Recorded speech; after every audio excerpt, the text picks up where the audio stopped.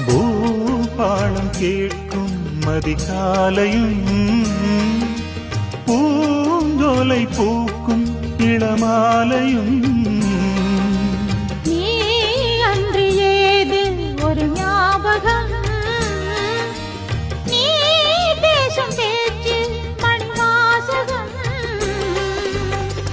உள்ளமெனும் நீடெங்கும் உன் அழகை நான் தானே சித்திரத்தை போல் என்றும் ஒட்டி வைத்து பார்த்தேனே என்னை தழுவும் இளந்தளிரே உனக்கென நான் வாழ்கிறேன் மலரே தென்றல் பாடும்